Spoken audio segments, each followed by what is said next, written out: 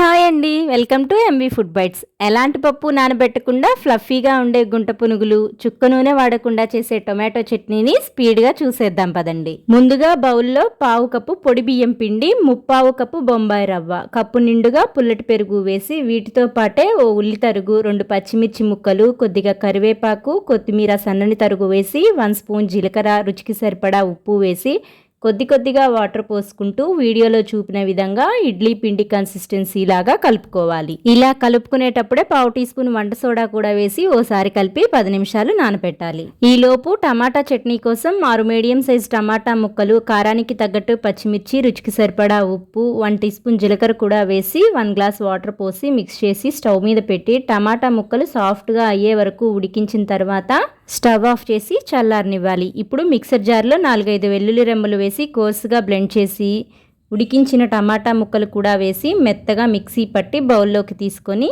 సన్నగా తరిగిన ఉల్లి ముక్కలు, కొత్తిమీర వేసి చేతితో ఫ్లేవర్స్ అన్నీ పచ్చడికి పట్టేలా కలిపి ఉప్పు సరిపోయిందో లేదో చెక్ చేసుకొని పక్కనుంచండి.